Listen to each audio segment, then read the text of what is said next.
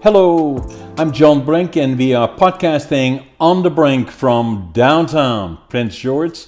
Beautiful day in Prince George. It's early in the spring, and the weather is starting to change. Today, on BC Forest Industry in Transition, we have a very, very special guest, an expert in the field of forest industry around the globe, a person I've known for many years, Russ Taylor. Yes, thank you, John. Nice to be here.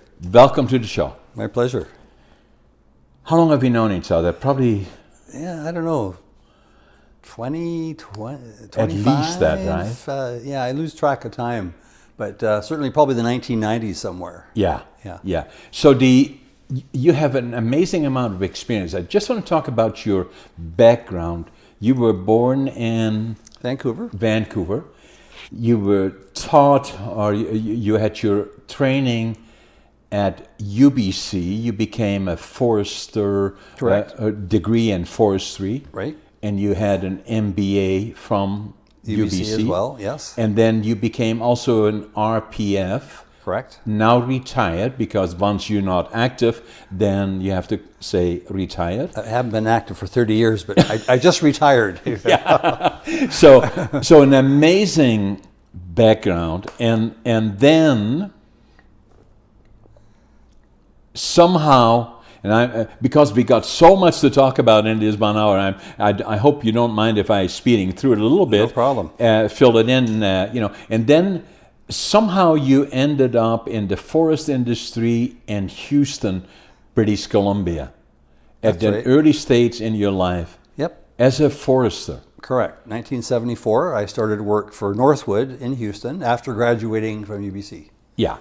And that's where... As a forester. As a forester, yeah. And you worked something unique to all our guests from around the world, really. Houston again is about...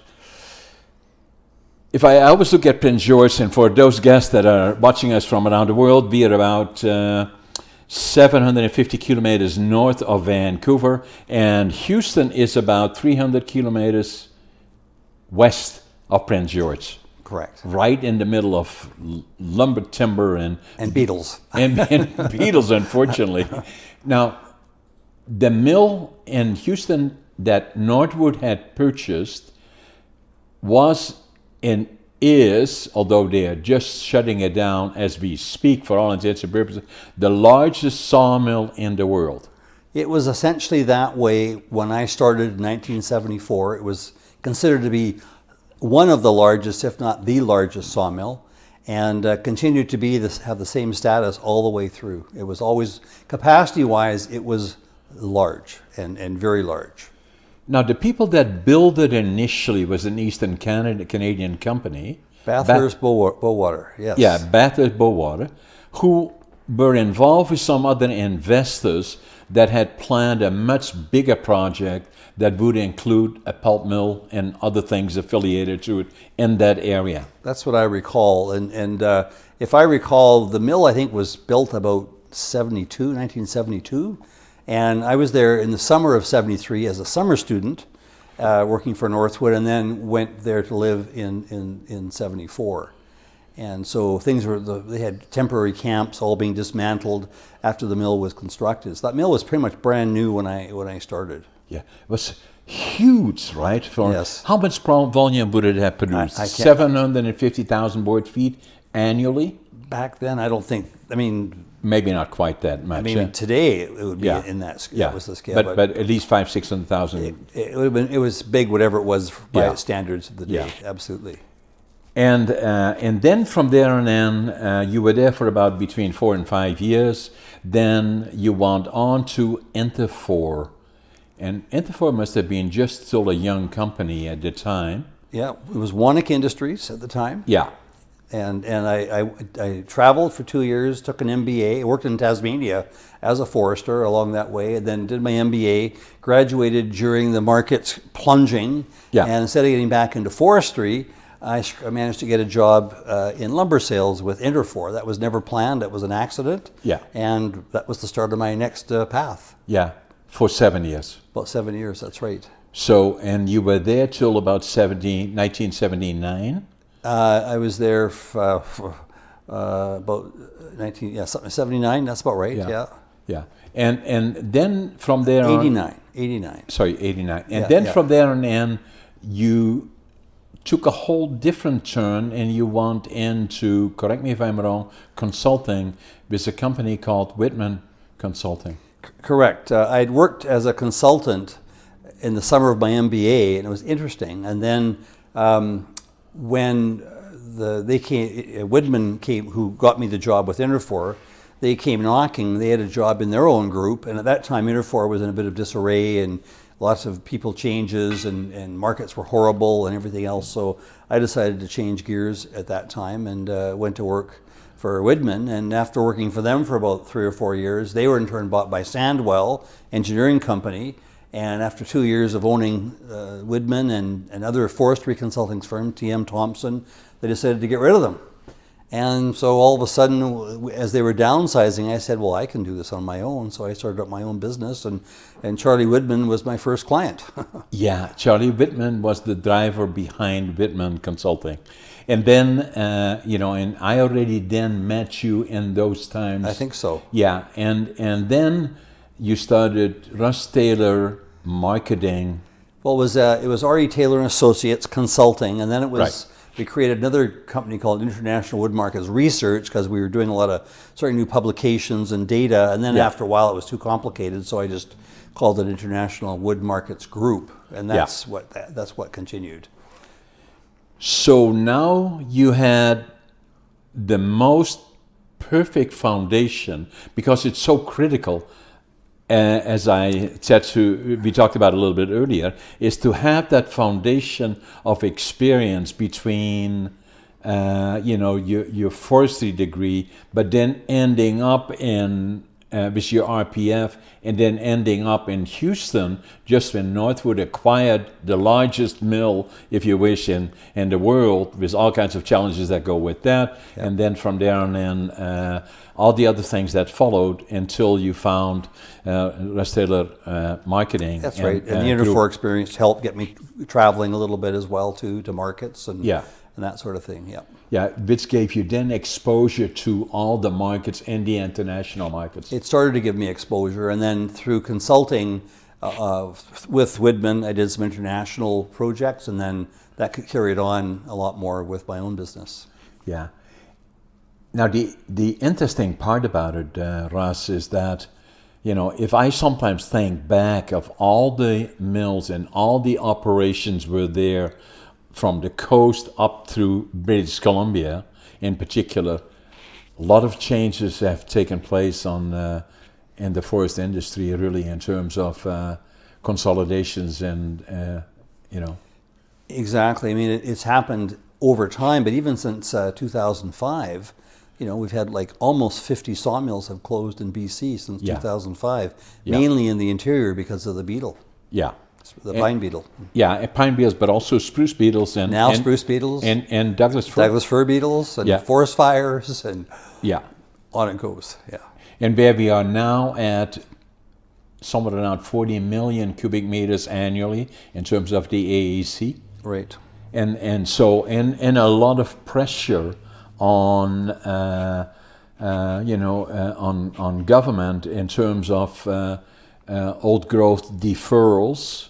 That has become, somewhat drastic in fact, in terms of the volume, even in the interior, and some of the deferrals that relate to trees that are this big, but simply because of age. Classified as old growth, yes. Plus old growth, and has put very major pressure on the annual allowable cut. Yeah, I mean, 7%, I think, on the coast and 7% on the interior is the impact just from old growth if all was implemented. Right. And then we've got all the other things that are pending. Like caribou.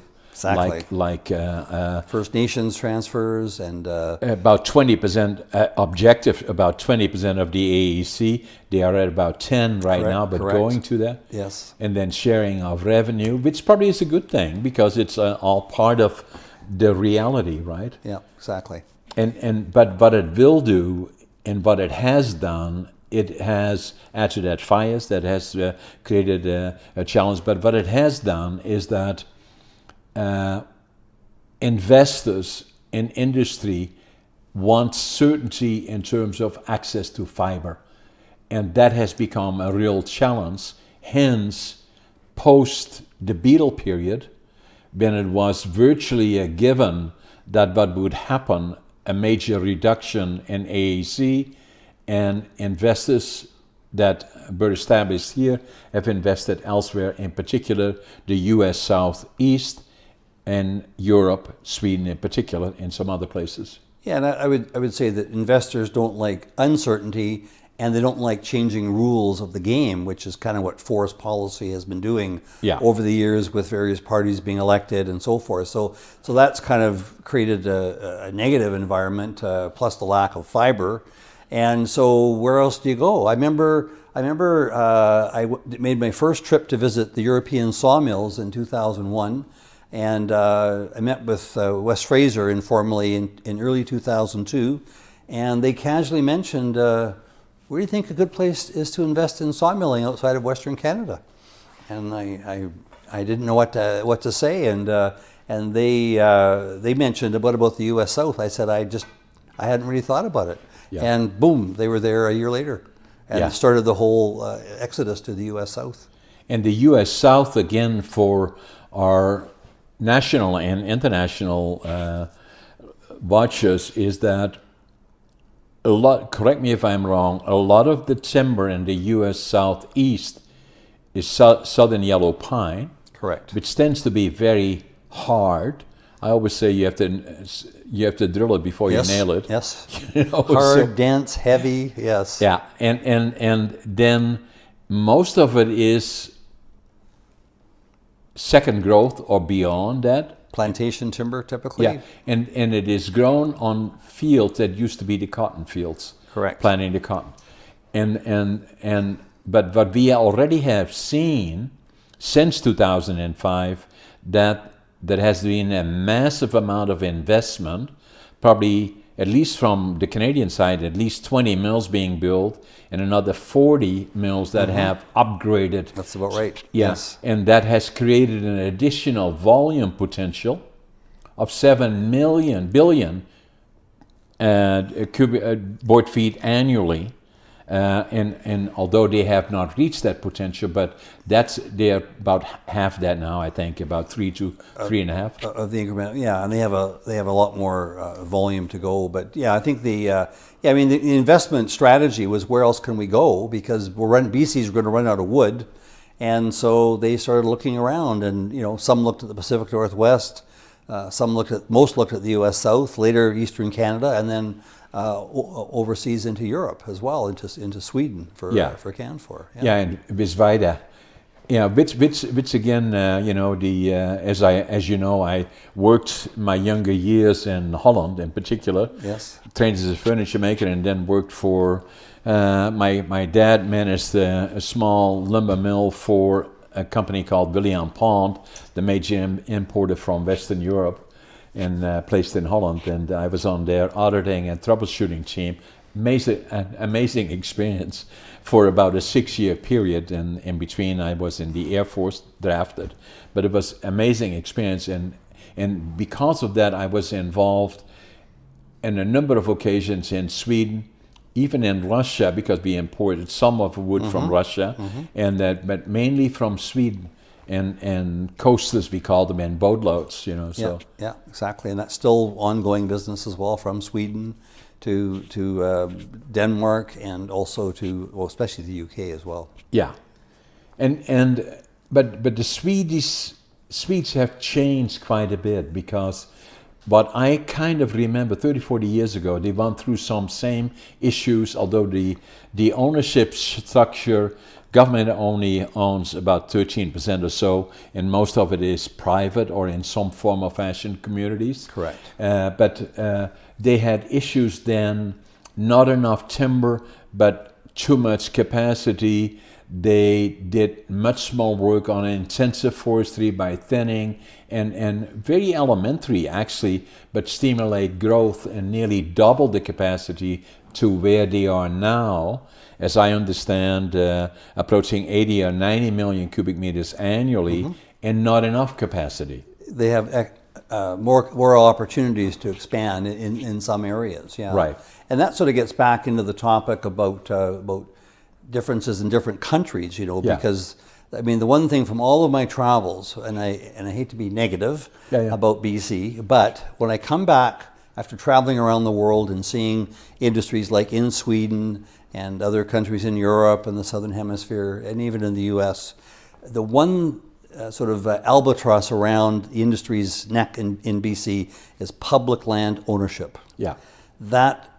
And when the industry was expanding, that was probably a pretty good place to be, but now the industry is contracting, and it's not a good place to be because now public forest policy, public policy has to now figure out a solution, and they're not very good at it. And so that becomes an issue for the industry about future investments in a province that doesn't really have set rules or clear vision of where to go. And that's been I would say that's even going back 20 years. I would say coming back from some countries, I would say, what's going on in BC with this or that or this?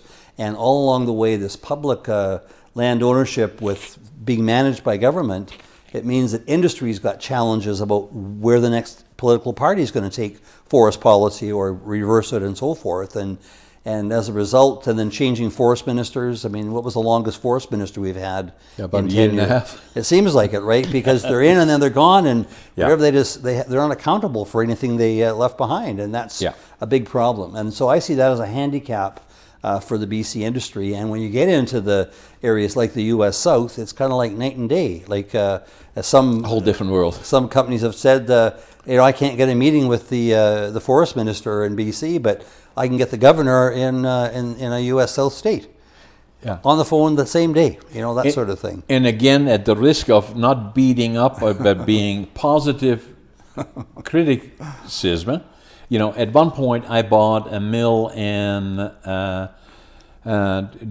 Palliser Lumber in Crossfield, Alberta. In 2005, actually, I bought that, the largest secondary manufacturer. And I bought that within a day. I got a call from the Minister of Natural Resources, they called it there. Right. And he said, John, what can I do? Welcome to Alberta. And then I thought, okay, that's a different feeling. And so I thought, well, I'll go for it. And I said, I would like you to come down because I'd like you to explain to you what we are doing and where we're going from here and why we're doing that. And he said, when? I said, well, next week is, I thought, well, next week is good. And he said, okay, I'll be there on Tuesday. I said, how long? He said, as long as you need me. I thought, oh my God. Yeah. That's a little bit is the difference between here and there. And why? Why would it be different?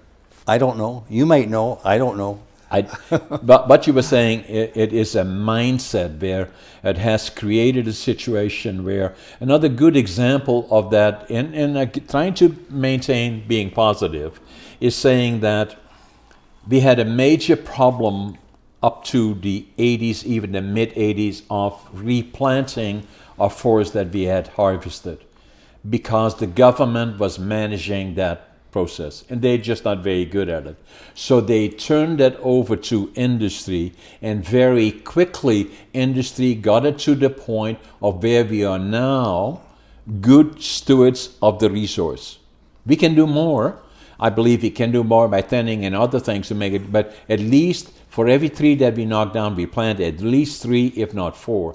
I had Rob Schutz here, somebody I've worked with for a long time from the Industrial Forest Service. They are very, very involved, and even the quality of trees that they're planting now, basically the same species, but it's better, and they do a better job of planting and all the other things already without too much effort. So what I'm saying, there is no question in my mind that if we do our job right, the first thing that we have to do, are we doing a good job on planting? Secondly, are we managing it well to get it to a free-to-grow stage so that at least in the midterm, 40, 50 years from now, we, depending on what part of the province, then we have the fiber again to build an industry. That must be not affected by politics, and I don't care if it is a left government, right government, that should be in law. That is what must happen, for one. And then the other part is that reality is that if we, which we must, want to invest capital to invest, there must be a sense of certainty in terms of availability to fiber. Yeah, and it's as I travel around and leave BC and look at other provinces. I went to New Brunswick and saw a private forest there. It was 50 years old. It had been thinned, and it was being harvested at age 50. Because with private land, you can invest and do the right things because you're now getting the value out of the forest. So you put the investment in, but with BC forest licenses and so forth, you don't have the right to the timber, you've just got right to the area. And so minimum efforts get done. And that's the other issue, and I've talked about it for many, many years, as so have many others. Should tenure be area-based or should it be volume-based? And that goes directly to the issue. If you have it volume-based, there is no incentive, in fact, to the contrary, to stimulate the growth. Correct. And so therefore there has to be issues that address that issue to come to the same, because there is no reason that we cannot tighten up the period, depending on where we are in the province, but from something that normally would be 65 years or 70 years, that it can go to 60 and maybe even 50 years. Good example of that, Russ, is that I had a little mill in the Bowron region. Just Blowdown? yeah, Blowdown, yes. yeah, Yes. and it was considered, there was a clear cut, again vested by spruce beetles. Yes. And they used to say you can see it all the way from the sky and all the other kind of things. From space, yes. If you go there now, it is amazing what it has done. Yeah. In terms of regeneration. And so it totally confirms what you were saying, is that that's some of the stuff that, regardless of all the other stuff that we do, we should be doing, and that it should not be affected by politics. The other thing that is an area of concern, obviously, is that the volume is going to be less. That we still have likely too much capacity. About 45 mills have gone down. There may be another 5, 6 that have to go down because the west side still has too much capacity, not enough fiber. In some of the other areas down in the Kootenays lower mainland region, likely. Plus, likely additional pulp mills. Yes. Quesnel, Prince George, the second one, the Intercontinental. Yes, maybe. I don't want to scare anybody, but there is going to be less capacity and economically viable fiber available. Yeah, and so the solution there's no solution today to solve that problem, but if there was more intensive forestry earlier on, and this was proposed by one of my big favorites was Les Reed, if you remember that name. Yeah, I do. He went out and said, why can't we privatize some of the crown land and make it a working forest? We can double the harvest, increase the harvest faster, and all this sort of thing. And he got booed out of the stadium pretty quickly. But the point is that when you see other areas that they're using a smaller land base to grow as much volume that we can, but because they're investing in their future. And so I call that the private land option. In New Zealand, for example, they've gone through this process where, it was government land, and they have, I believe it's 99-year leases, which translates into up to 4 crops. Big incentive to do things on that land. And Australia is doing the same thing. They're privatizing their forests.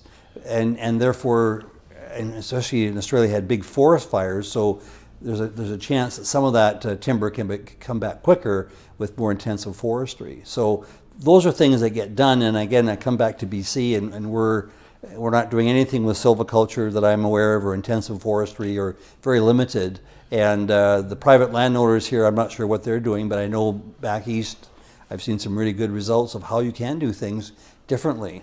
And we have some smaller examples here. Dunkley got a private or TFL and a rather small one, something like 60,000 or so cubic meters. I forget now what it is, but they doubled or tripled it in size and volume. Exactly, I remember that. And that's exactly the example. And if we all know that that's the way to go, if not now to start that, then when? Because nothing is going to change unless we do that. Yes. And this has been an issue, or a thought about issue for decades, but no politician's going to touch that because the public wants to have the ownership of the timber because the government knows best with what to do with it. And then we're stuck. That's my view of what I see there. Yeah. And then it becomes a question of what do we do to change that? And if we are ready to change that. But if I look at it now, it's usually what I say in presentations that I do and in podcasting that I do, is the public has to become more informed of knowing the correct information. Not not saying nobody should log anymore and do this and not leave it grow forever, because it is no different than farming in a working forest like we have here. I respect old growth forests. We have about 11 million hectares of it, and that will never be logged, and that is the forest. It's not that the people get all worked up about it because there is some that goes on right now, but there's still 11 million hectare, of this amazing forest. And I think to some degree the NGOs and social media has done a very good job to raise that issue to the government, because that issue's sort of always been there, but it took a big push, took the Fairy Creek issue and other things that I'm not sure the right information was available there, but nevertheless it pushed the government to the point to make a decision. And that decision probably should have been made much earlier. But again, I think politicians didn't want to touch it. So they left it, and now it's a big thorny issue, and now it's got huge immediate implications to a lot of the value-added sector, for example, and the primary sector. So that's the trouble with knee-jerk reaction policies that impact the industry. And same with exporting of logs, right? A very, very delicate public issue. That's right. Should we or should we not, right? And I be very honest with you, I'm having some trouble with that. Same with the, I don't like the idea of people cutting old growth forest, but the way I view it is this massive tree sitting there, and then we knock it down and make all 2x4s out of it, right? And then try to sell them to people that don't want them, more or less. And that's more of a BC coast issue, and I guess what I've learned over the years is that the industry was not cutting the harvest profile because the hemlock was the problem. Yeah. And especially the hemlock standard, the bigger logs, the older and the old growth logs. I mean, of like dozens of mills went shut down on the BC coast, mainly hemlock mills. And so the change was China. When China started knocking on BC's doors for logs, what did they want? They wanted hemlock. Yeah. And why hemlock? Because nobody here likes hemlock. No, why? Customers don't like hemlock. Well, I asked that question a number of times when I was in China in my first 2 or 3 years of traveling, and the only consistent answer I got was they said, well, we like Russian logs, and that was the big source of logs. 90% of all the logs came from Russia, and they said the most of the logs we used in low grade applications like concrete forming and pallets and so forth is a white colored sort of spruce. Yeah. And so we like white logs, white colored wood. Hemlock is white colored wood. As simple as that. And Douglas fir is not white colored, so they would pay sometimes a little bit more for hemlock than Douglas fir. And so that was a marketing dream. Yeah. And then now on the coast, you could start to harvest stands that had more hemlock and not so much Douglas fir and cedar, and start to balance out the harvest profile. Right. And that actually increased the log supply to the coast at one point, because now they were going after larger or bigger areas that allowed the harvest to be managed on a more long-term basis. Otherwise, you'd be running out of Douglas fir and cedar logs that have nothing but hemlock, and everything would shut down. So Exactly. that was so my view is a little different. I mean, we're not exporting jobs because we can't process the hemlock. Right. And so if the other species or the bigger logs, that's a little different story. But governments try to put blocks on that with some recent policies and that sort of thing. But I think the key is for the health of the coast is to harvest. You have to be able to harvest the profile of the stand, and that was not being done for many decades because of the hemlock problem. Right. Yeah. So if you look now at the coast has been in trouble for a long time, right, and becoming smaller, although everything virtually started there, and then worked its way up in the 60s, early 60s, when people started nibbling away at this, but the coast has become increasingly smaller from an operational perspective. And then more and more involvement by the Angos, and which pretty well goes through into Washington State and Oregon. So if I look at that as a region without boundaries, if you wish, then all of that is extremely delicate and increasingly more so. Mm-hmm. Mm-hmm. And I was just going to say too that, back to the BC coast story, I mean, if you look at the stats, which I do occasionally, lumber production on the BC coast in 1987 peaked at about 3.7 or 3.8 billion board feet. Yeah. And in this last year, 2022, it was about 900 million. Less than 1 billion board feet. Yeah. And likely not going up higher. No. If anything, going even below that. As government policy and AACs are reviewed and new forest policies, yes. And people are struggling with becoming profitability, and with Western and those kind of companies that have taken control of a lot of operations there. A lot of their fiber that used to go in further manufacturing, secondary manufacturing, is now going into the States being manufactured, or secondary manufacturing there. You're talking about the logs or the lumber? The lumber. Lumber, possibly, yes. And so it kind of, the looking at the industry as a whole, it definitely much smaller and getting smaller still. Obviously the market is not helping much right now. Yes. Terrible prices. Yeah. And as long as we have prices where they are, there is virtually no one that is making any money. Nobody in BC right now. Absolutely not. Not a chance. And then it makes me wonder, where do we go from there in BC? Because, what obviously the industry is looking at, struggling with all the other interest groups that want to get a piece of the timber side, may it be another company has been very, very aggressive, has been Paper Excellence. Some issues with that company in terms of their relationship with APP, yes. Asian Paper and Pulp, one of the largest multi-billion-dollar company, did a lot of work in Indonesia in particular, and is virtually the largest controller of pulp and paper manufacturing in Canada, if not North America. Yeah, certainly in Canada. Yes, absolutely.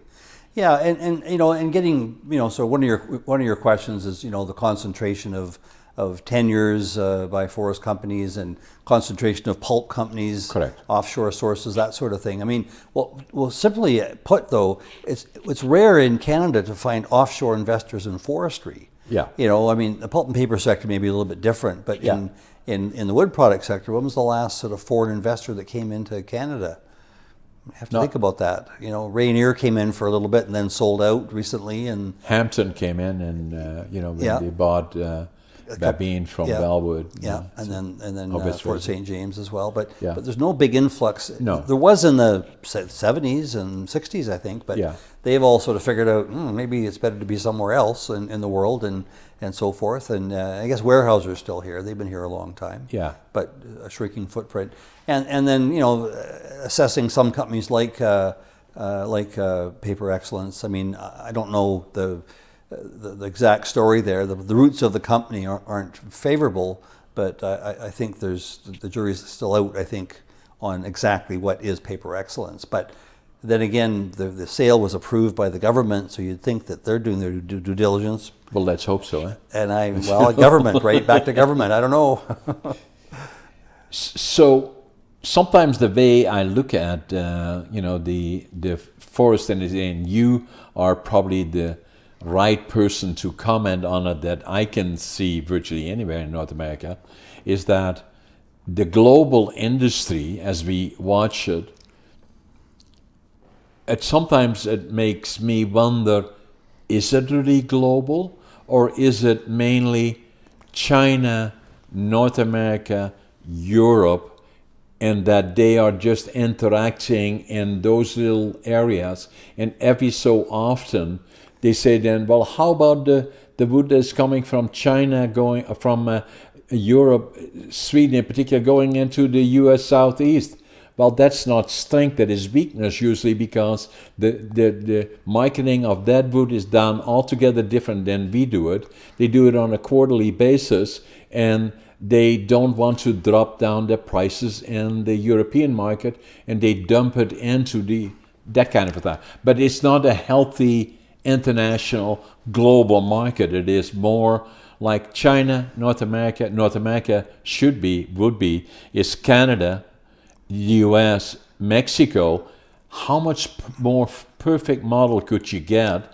Is Canada has all the fiber, the U.S. has all the people, and then Mexico has all the cheap labor. Yeah. And then what does the U.S. do? They put penalties on Canada, and they don't like this, and they. When are they going to wake up to this, or are they going to say, Yeah, good question. Well, getting back to the big picture, yes. So U.S., Canada, Europe as a whole, Russia and China are 80% or more of the log harvest, log consumption, lumber production, and lumber consumption in the world. So right. 80% is those sort of 5 regions. Throw in Japan as a special interest, and throw in actually the Southern Hemisphere as plantation pine. Right. They're having a more of an important role. Like Brazil and those areas. Yeah, Brazil, right? Chile, New Zealand, exactly. Yeah. But then that's kind of what's going on. And then the difference is between Europe and North America is why are Europeans more active in export markets, let's say, than North Americans? Right. And it's simple. The Europeans have different sawmilling technology. Right. They have so many different markets and segments. Even in a country, they had to be very flexible with their production. Yeah. So they sort all their logs, merchandise their logs. They add value to the logs by diameter class, by grade, by length. All of that. And then they batch the logs through in short runs for a certain market. They have almost no fall down because of the sorting, and then it goes to markets, and then next market, next this. And so they're able to give the market what they need fairly efficiently. Yeah. And so they can move around into markets. Whereas in North America, well, we didn't have to worry about other markets because we had the U.S. market. Exactly. So we don't have to merchandise our logs or sort the logs with expensive technology. We can just throw it into the mill and let the technology in the mill be flexible and move around. In Europe, the saws are locked. In North America, the head rigs and the saws are all moving around as the big and small logs go through, and you get a variety of then dimension lumber essentially for the U.S. market in different grades. Right. And so when you try and sell, a 2-and-better, say, to China, they don't build houses that much with 2x4s. Exactly. They want furniture grade or pallet grade or this or sort low of thing. grade. Yeah, or low grade. Well, they got lots of low grade from BC. They fit that in further into the concrete forming business. But in terms of furniture, when you see what the Finland and Swedes and the Russians are providing, it's all metric sized lumber, specified lengths and everything. Correct. We can't do that. We can say we got 2x4s. And a 2x4 size, 38 by 89, that's all we've got. And that fits only a small part of the market. It reminds me of when I was in Holland, in the early 60s before I came here and working for William Pond in particular, we always got a laugh about it that the Canadian, I always remember a couple of times a Canadian group of producers, mainly from BC, would come down and with a plane load, and they were doing tours of Holland, and they wanted to sell us dimension lumber to build houses like you build them in BC and in Canada, and then the joke was usually saying, yeah, until the U.S. market goes up again, and then they're gone, right? So, and that was the normal pattern of our and the same with China. This whole FII Dream Home China was about building 2x4 homes in China, and it's not going to happen. Early on, I told them, from what I've learned in China, it's not going to happen for a generation. No. And it's if ever. And it's almost a generation now, and it's not changed that much. But anyways, they didn't want to listen, and because it's BC again, they don't listen, and so anyways, that's what happened with them. But other suppliers have realized that, and they can supply. I mean, Europeans are supplying 2x4s to Japan and China. And they can do it. They're flexible, and it's part of their production run. So they're able to kind of approach markets differently than we can, where we have to like, I know the first European that went to Japan. I know him quite well, and he said, "What do you need?" And the Japanese went, "Well, what do you mean? What do you need?" When BC comes, they say, "Here's what we got." Yeah. And you're asking, "What do we need?" And so he said, "We're flexible." And so he's the king in Japan right now with his Mr. Schweighofer. Schweighofer.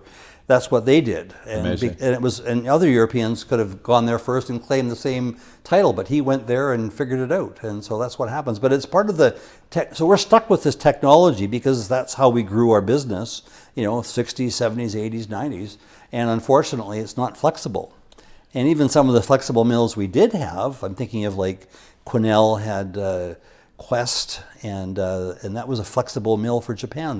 That's gone. Yeah. It didn't work for different reasons, but the mills in the Kootenays are probably the best example of having more flexible mills with species or grades or products, and they do a much better job. That's sort of where the so-called real value-added sawmills are located, partly to do with the nature of the wood, different species, and everyone focused on parts of the forest and specialized. Yeah, but relatively minor by comparison, right?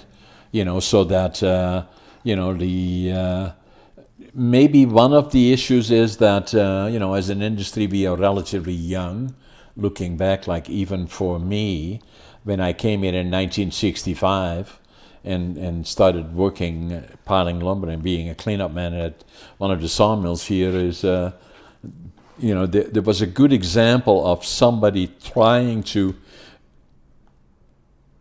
supply the European market, and the fellow that started a mill is a Dutch fellow by the name of Nick van Dremelen, and his family had an importing mill in Holland, actually in South Holland, and Dordrecht was the town. So he bought out of the company, and then he came to Canada and started buying up little mills in different areas, Revelstoke, McAllister, and then he sold all of them in the early 60s because there was an opportunity to build a mill in the BCR industrial site. That one, Gotcha.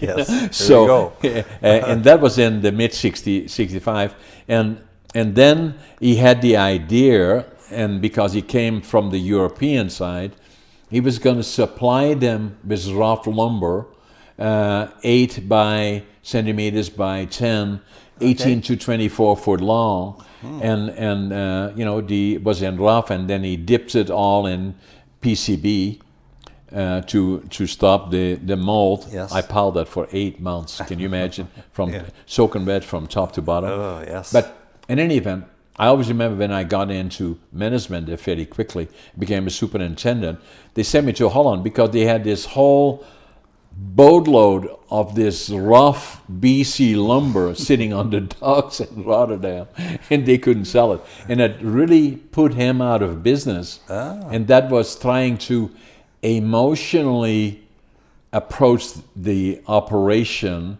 and saying, well, this is what they want in Europe. So and kind of put them out of business actually, and then they went into receivership in I think in early '72, and then it was sold to Canfor. Right. Okay.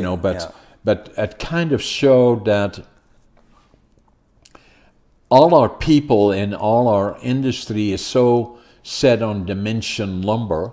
That's basically what we do. And then all of a sudden, if we drift away from that, then we wait until the market is good again, and we go back to dimension lumber. Yeah, and well, unfortunately, with the U.S. market being so big, and despite some of the arguments I had with one of the forest ministers about when he said China will overtake the U.S. market, I said, no bloody way. No. Anyways, that's fine. But the U.S. market is so big, and it's a perfect fit for the housing market, repair and remodeling, and that's the sizes that they use. So we got programmed very early into that business, and so.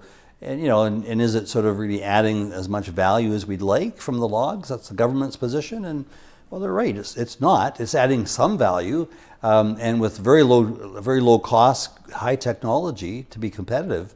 But when you're running out of fiber, I can see why government's going, more build the mill bigger, and they'll use more logs, and we want to use the logs to create more jobs, and that's a real challenge at this part of the industry's evolution. You've got more limited options, these big companies especially, big large-scale dimension mills built for competition. So challenge going forward with any government mandate around trying to get more value out of a log, because you got too many mills already, and what do you do?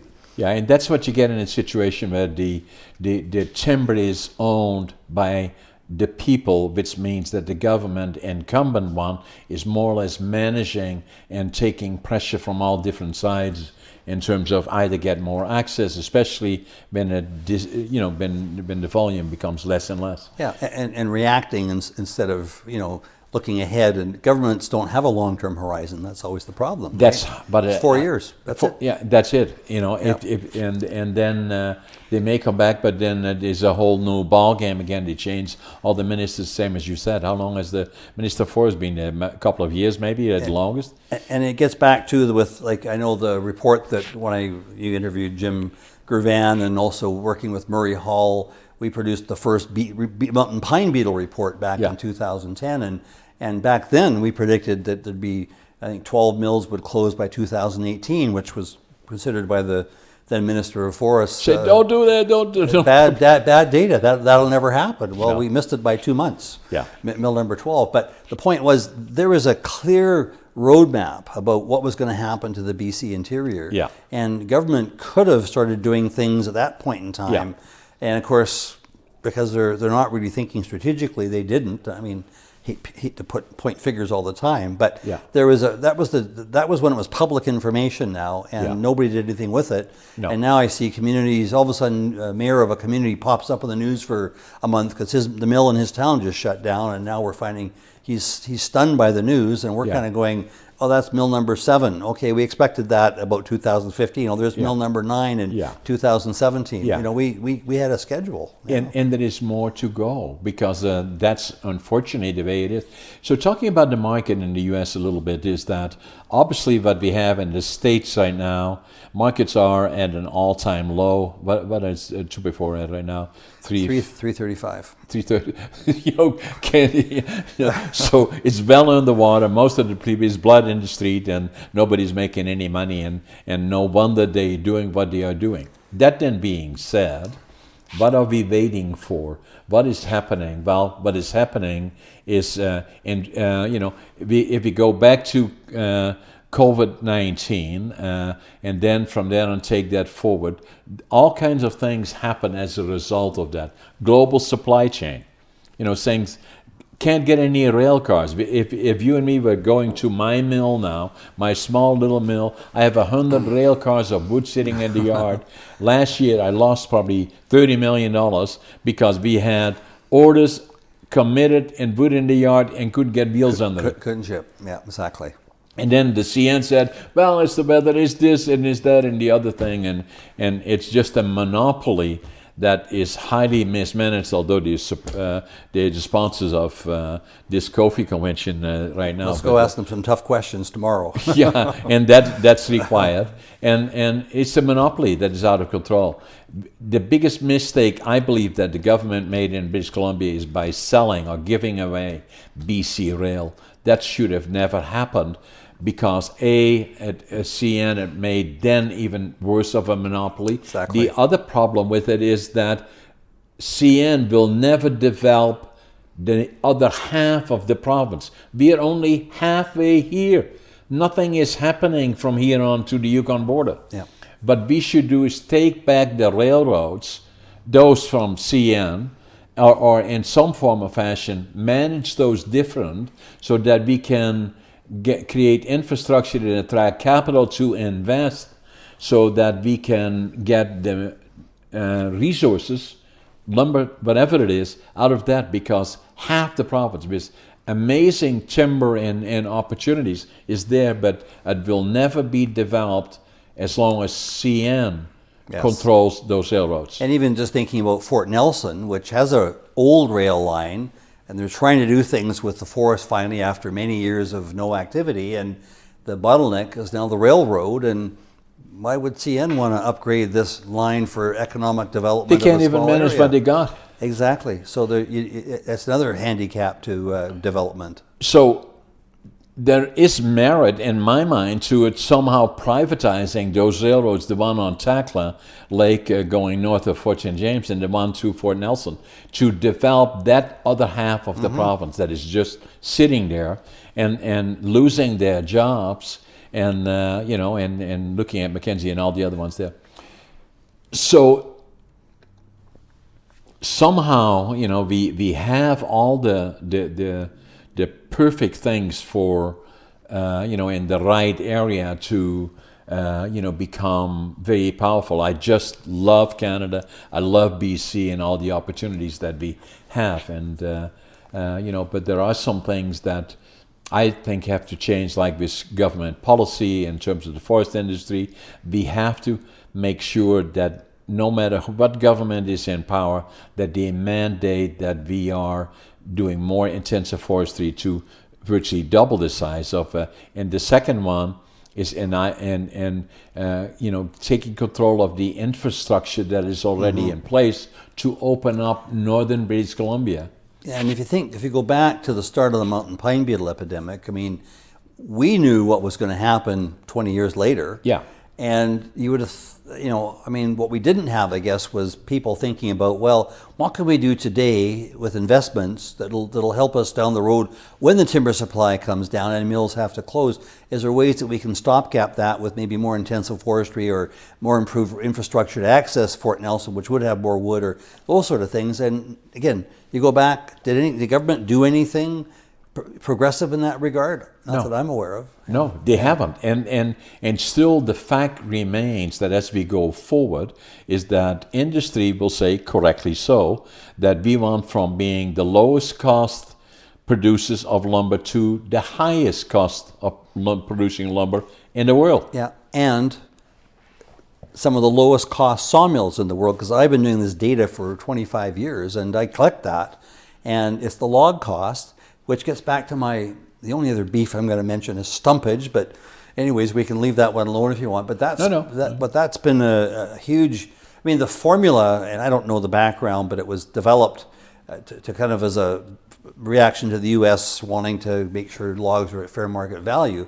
But nobody anticipated what would happen in volatile markets where, with the stumpage lagging 3 to even 6 months, if your price goes up dramatically and your stumpage rate sits very low, everyone's happy. They're making money. But when the prices collapse, the stumpage rate's still climbing 6 months later, and because of the formula. And you're completely offside. And so when you look at closures in 2018, 20, and 21, and 22, which regions of the world were closing down, or of North America? It was only the BC interior that was shutting down because of this goof. That was when the prices got very volatile. Yeah. And so I wrote a few things about that, but I've never had any feedback from government on anything I've ever done, ever. Right. Government.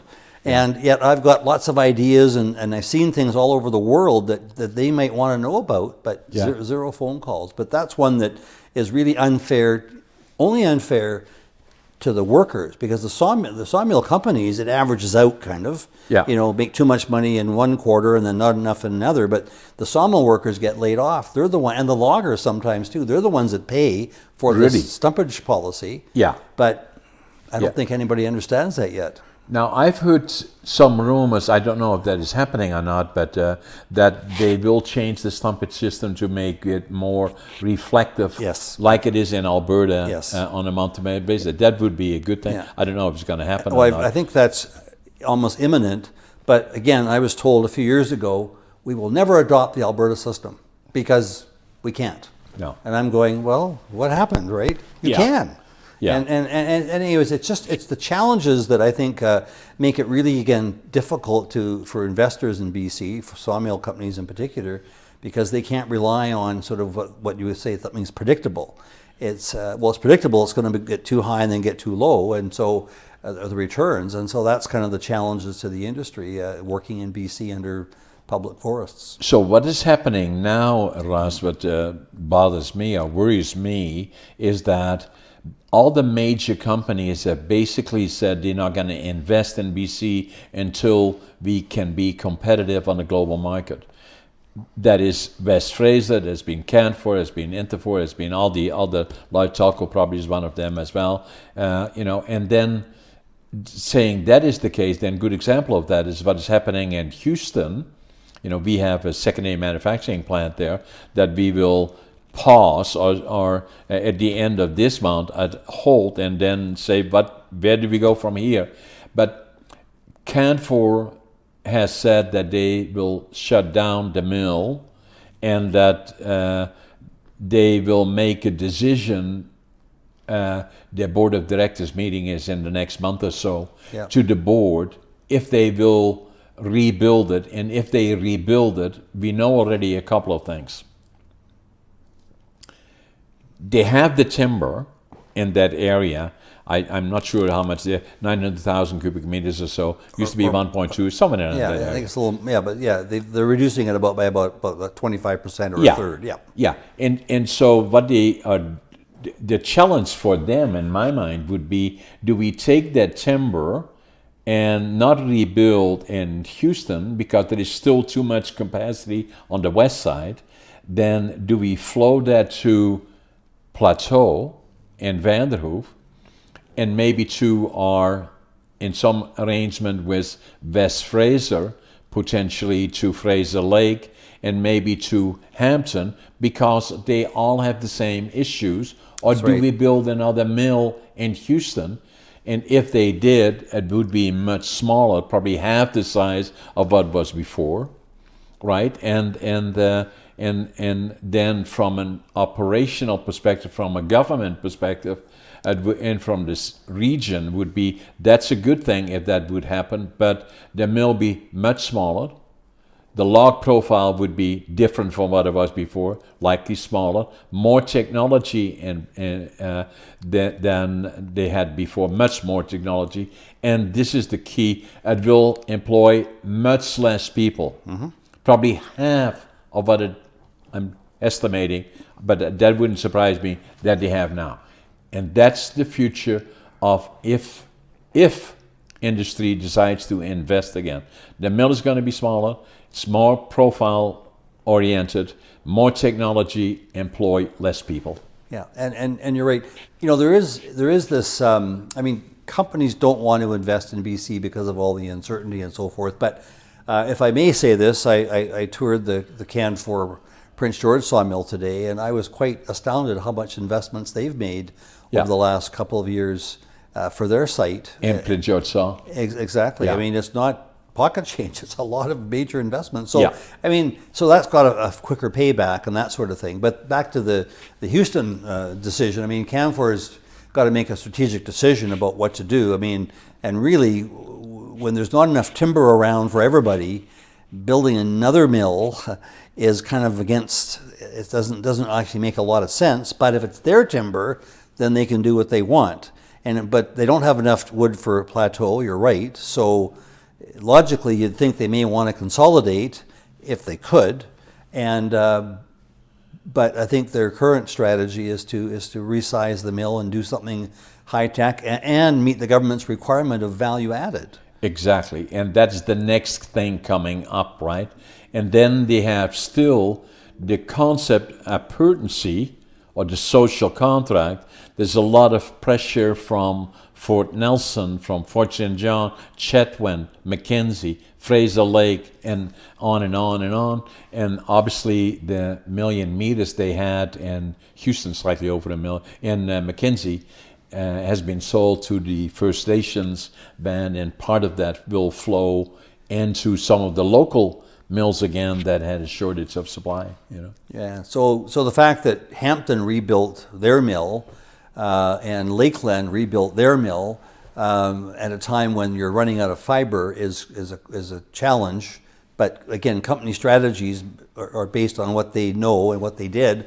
And so the Houston Canfor decision is going to be very interesting to see how it develops. Yeah, and I hope it's positive. Because the community needs a mill back. Because, I mean, they used to have 2 mills, right? And now they've got 0. West Fraser and Houston Canfor. Forest Products. Yeah, exactly. Yeah, and then that kind of brings us to one of my favorite topics is the value-added sector. And really? Yeah, of course. And you're a champion of that as well. Well, thank you. And and can you imagine? I'm the vice chair of Kofi. I'm sitting out in the boardroom of Kofi, and I'm the only one that has no timber.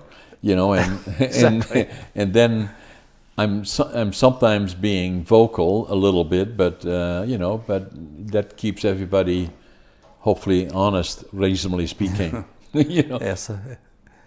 It makes me wonder, sometimes that that is in my mind no question. Obviously, my peers in the industry don't necessarily buy into that.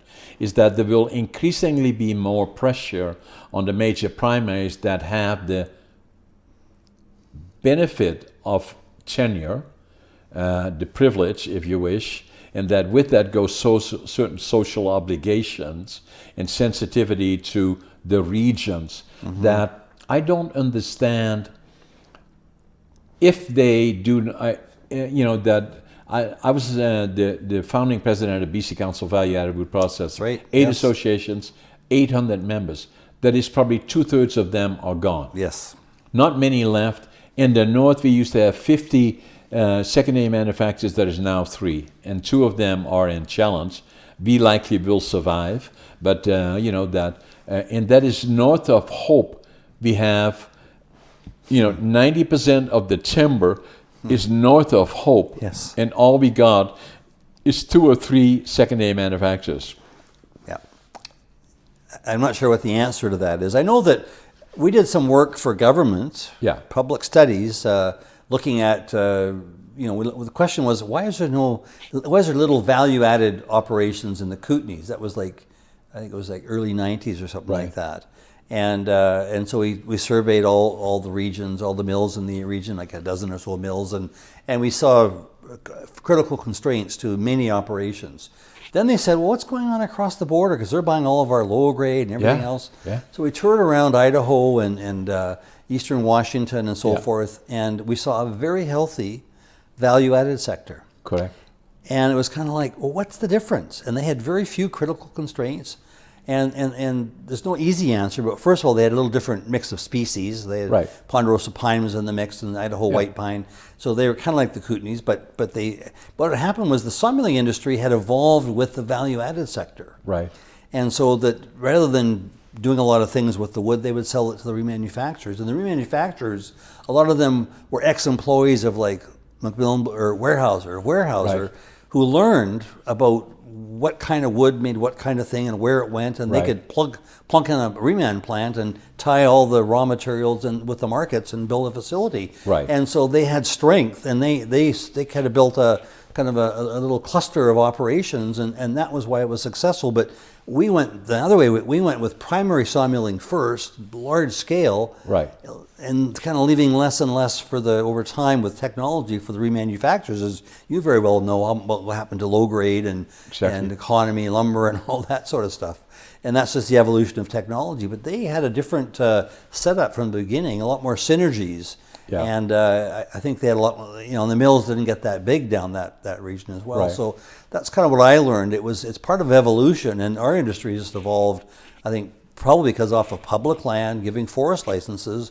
Let's build the biggest and best mill we can to be competitive in this U.S. dimension lumber market, and that's Right. how it sort of evolved, I think. Yeah. And no one's fault, but in the U.S. they were dealing with there's public and private lands, Right.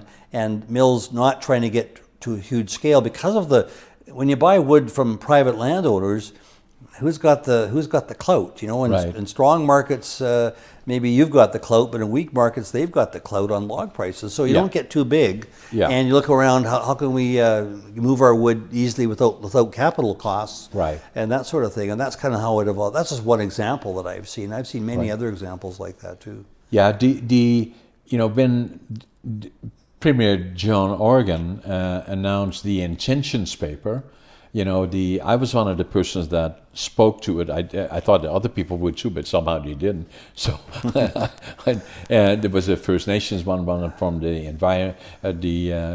environment community, and then myself as a producer of lumber. And basically, what I said that the way I see the forest industry in the future is where we will see that we have to be globally competitive. That from a secondary manufacturer's perspective, you cannot have viable secondary manufacturing unless you have a healthy primary. The Yes. two have to work together. But Correct. the future of the primary is innovative primary. That means the mills will be smaller, likely, more oriented to the profile of the logs available in the region.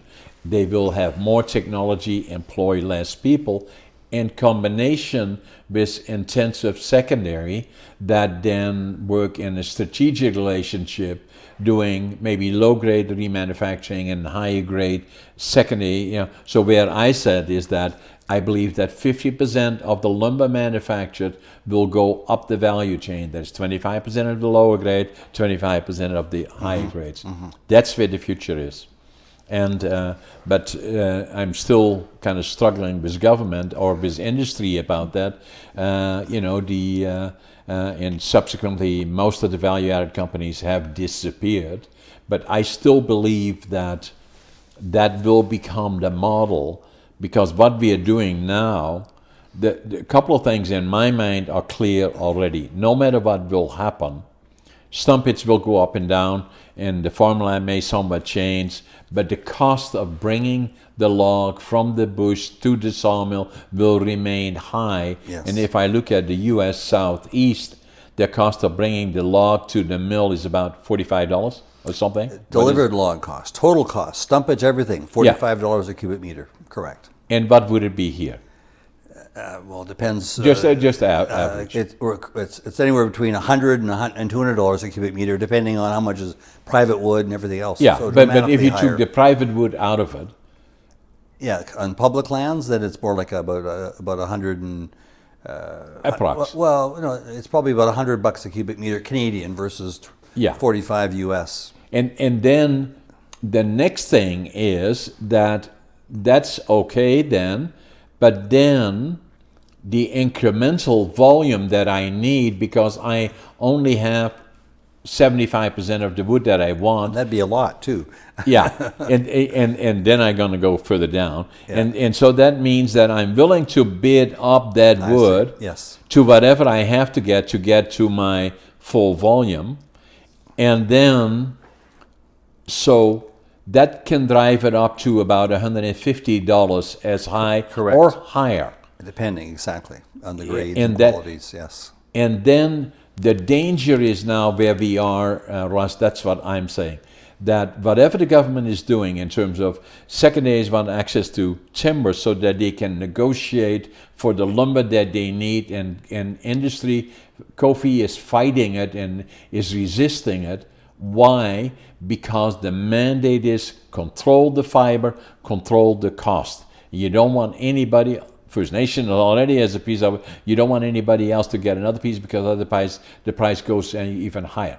I believe that is very short-sighted on the part of the majors, because what will happen next, my view, you're the expert more so than I am, but is that the cost of fiber will keep going up higher, and then the next category that we get of people that have 50% of their timber is tenured. That will drive their cost up as high as 200 plus for the timber. On the margin, that extra volume, correct. And then they cannot survive on that. So the fear that I have, what will happen, is that as we look forward, and I'm now going to talk to you a little bit about what you think and what I think as we look forward. I believe we have to do more intensive forestry. We have to put more in, and by law it cannot change up and down with the different. It has to be by law done. The other part about it is that we have an absolute fabulous future ahead of us if we manage it well. But in the meantime, what will happen is that how do we attract again capital to invest in the market? And it will still deal with the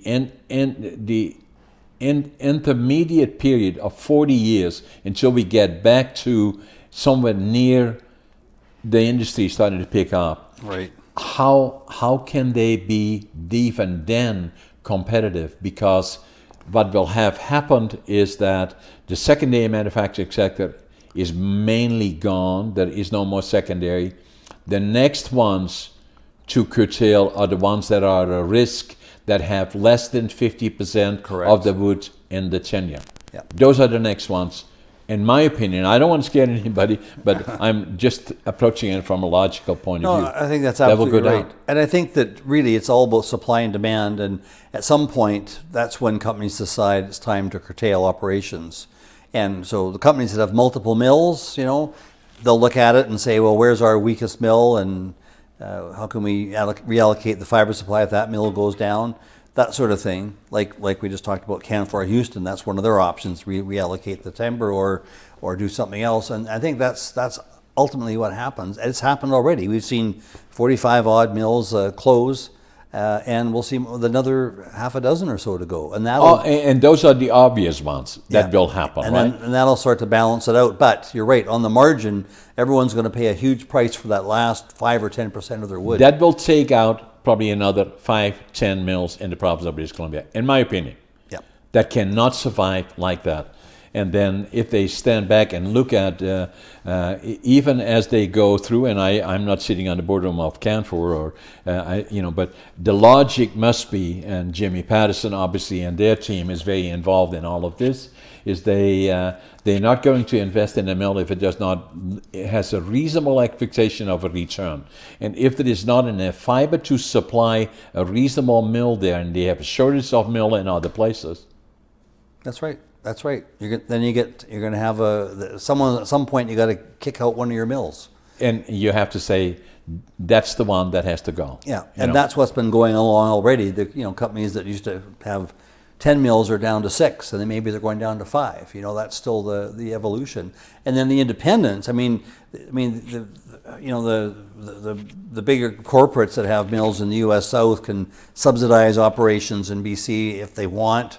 They probably shouldn't from a shareholder point of view, but they could. But the companies that are stuck in BC with no other diversification in the commodity business, they're really in a pickle, I would say. Right. Because they can't survive. There's nowhere else the money's coming from. So unless they've diversified outside of BC, which had to be a strategy to survive. Yeah. So that's sort of the inevitable thing. So looking forward, it will be a smaller industry. At some point you have to make money. So this is the year they're not going to make money because of the low prices and still it's high delivered log costs. Stumpage rates probably in balance, but they're going to be squeezed a little bit. And the China market's not going to be there for them. It's a low grade market. They're not selling hardly anything other than low grade and a little bit of maybe coastal species. That's about Pressure it. will come from the value-added sector. If we can't get timber, we want lumber. right? That's right. And there is more sympathy around further manufacturing and value added. And then, so then it becomes a question of, the same will happen to the pulp mills. The formula is a very easy one. If 4 to 5 mills means one pulp mill goes down, and there is further adjustment taking place there. Questions about somebody is coming in, paper excellence, and is growing to major proportions, and questions are around it. How about Drax? With that control, the pellet side, and so it's an industry very much in transition. Yeah, and there's going to be a sorting out period where, as there always is, and perhaps the government's pushing this value-added investment strategy where if you qualify, you get access to some government funds. I mean, the pulp and paper guys went in there pretty quick and taking up a big part of that. But maybe other companies can start to figure out, that we can invest in our sawmill, and maybe there is a route open to the value-added segment, the value-added sector. I know that one of the issues with the big companies is trying to sell small volumes to a remanufacturer whose credit could be iffy and all this sort of stuff, versus just blowing it all off in rail cars to one customer. That's one of the things that happens, right? It's more of a challenge to them to do what we say might be the right thing, but from a business point of view, you just you ignore some opportunities that might feed into the value-added sector. And so we're approaching the end of our discussion. It's very interesting.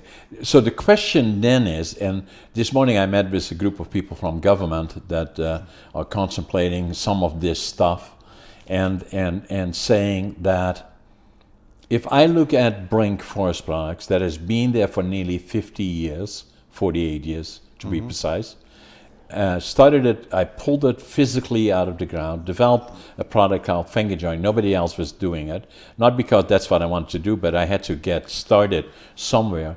I haven't had one single nickel from government, not one. I don't want nothing from them, ever. I don't. And I have had relationships.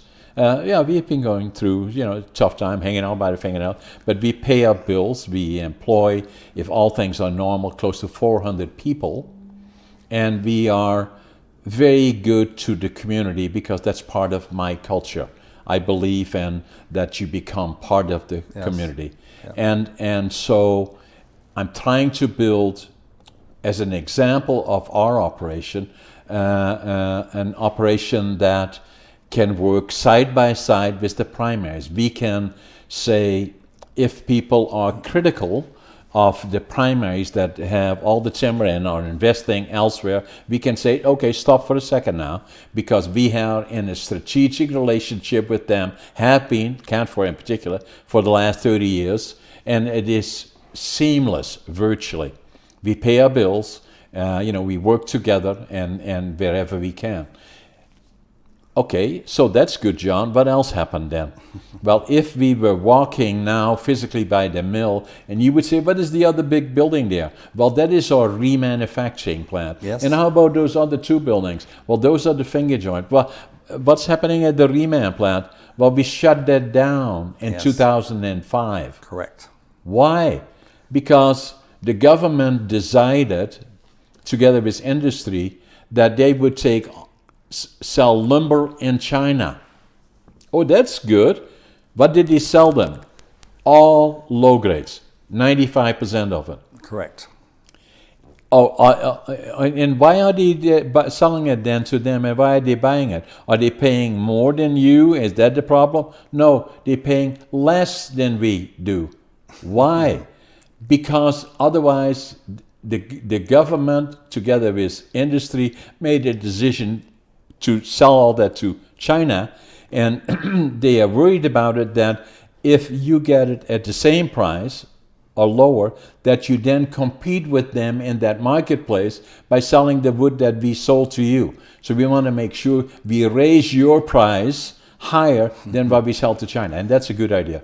And it's not available to you because we sell it on a quarterly basis. So we give you 2 months and saying you won't see anymore. So we had an operation that had been there for 30 years. Yeah, and I've seen that as well. Yeah. Then the next thing that happens is that I gave these points to government. I give them to you because you a good, clear thinker, and you understand these, and you know the operations. So then I was very proactive. I have this passion about further manufacturing. I love Canada. I love BC. I love the industry. I love what we can do here, and I'm frustrated if we don't do it the right way. So I fought on the softwood lumber battle with the United States. I was always part of the negotiations because I represented value-added manufacturing in Alberta as well as in BC, right, and fought the battle, and we got duties that we had no timber, we had no handouts as an industry, and so we should pay it on, if at all, on input only, on the cost of raw material going in, not the amount of value we added. Right. We did that for 3 or 4 years, and we got it. The last go-around, BC Lumber Trade Council, an arm of Kofi, 10 companies that are involved in it that have closed door, did all the negotiating, and they didn't bother to mess up the normal negotiating for the majors by not even talking about the value-added sector. Okay. So the value-added sector got nailed for full duties. Yeah. Okay, John, give me an example. How did it affect you? Well, we paid, since 2017, $65 million in duties simply because they didn't bother to include it.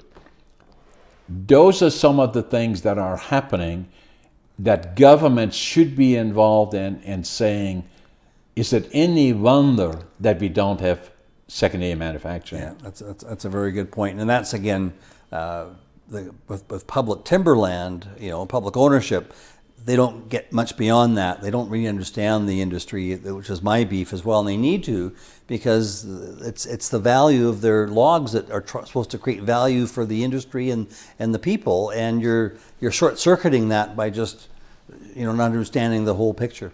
They are a partner, because by owning and controlling the logs, they have to become a partner in being and taking ownership. As to why, if we become more competitive, they are stakeholders in that. Yeah, and a business partner too, not just a partner, but a business partner, because that goes through all the communities if the business is being done right. And that's the point. Yes. Anything at closing that you... Do we have another hour? But no, I was just... I hope to do this again. No, I was just thinking, one of my thoughts were, like when I come back and say, all these issues in BC, there's issues, there's problems. Where I really see some wonderful businesses in the wood products business, including the value-added sector, is in unusual countries like Chile. Yeah. You'll see one of the companies down there, Arauco, they have a giant, expensive X-ray machine that X-rays logs just to know if around prune logs and unpruned logs how deep the knots go. And once they know, they have 3 options: a plywood mill, a molding sawmill, and then a more regular sawmill. And the logs get redirected because of the value they can add and the mistakes they make by setting the wrong sawmill. And they do all this value added. They make moldings, they make doors, they make boards, and they sell all over the world. Right. And other companies in Scandinavia would be good examples as well. I agree, 100%. But anyways, that's for another day. Is this not the time, though, Russ, that in all the 50 years that I've had my company, and the 60 years that I've been here, I've seldom seen a period more challenging than the one that we see today. A combination of all the factors that we so well know. And if there is not a time that we sit down and say as collectively that this is the time to redirect the industry in a new direction. Yep, and I'd say we also had bad times in 2009. We should have done it maybe there in 2001, but we don't seem to learn, because how does it all start? And part of it's trying to get government involved to a level that they can make decisions that are quick and easy and sustainable over the long term. And that doesn't seem to happen. And talking and interacting with people like you and me would be very important, because you, with all your experience in some different ways than I have, but I have that experience in other ways, and it would be very valuable to the process, I believe, and although sometimes frustrating, I'm not going to give up yet, not even at 82 and a half. Good for you. So, Russ, I wrote a couple of books, and we talked about it, but when you came in, you said to me, I got a book that you said to me first, do you like hockey? Well, I like hockey, but I'm not, but, and then you said to me, can I pick it up? Yes, absolutely. And you have a book here, and you had it in very safely packed away, and it is the Cyclone Taylor, a hockey legend, written by Eric Whitehead. And Cyclone Taylor, correct me if I'm wrong, is your grandfather. Correct, yes. Can you talk to us about that? Yeah, well, I was going to say that you've got a book. One of your guests was Jim Gervan. He wrote a book. Yeah. I've got an outline for a book I'm going to write, but this is the only book I can bring to this meeting and say it's not about me, but it's about my grandfather. But Right. he was a very famous hockey player in his era, the 1900 to 1920 era, so a long time In ago. Vancouver. Well, he started in Eastern Canada and Right. actually finished his career in Vancouver. He won the Stanley Cup with the Vancouver Millionaires. And The only time they did. yes, the only time, 1915, and also with Ottawa Senators, I think it was 1909, and then just Was he a forward? But was well, he was the rover. okay? Back then they had 6 forwards, not Okay. 5, and he was the rover, and so he was fast and he was a goal scorer. So like I was looking at Wayne Gretzky's stats. You know, Yeah. Everyone knows Wayne Gretzky. So Wayne Gretzky averaged 1.9 points per game. Per game. Fantastic. My grandfather averaged 1.8 per game. Wayne Gretzky scored 0.6 goals per game. My grandfather scored 1.1 goals per game. So he was quite a dominant player. Amazing. In his era. Yes, exactly. Did you know him when you grew up? Yes, he took me to hockey games. Yeah. Vancouver Canucks of the Western Hockey League when they were there, and he Yeah. would sit with his old hockey buddies. And Yeah. to me, they're a bunch of old guys, but yeah, we got to see him and hear some of the talk and conversation. Yeah. Yeah. Amazing. And is the book still available? I don't think so. That's No. why we Other than you have it. And there are pictures in the book and everything. Oh eh? yeah.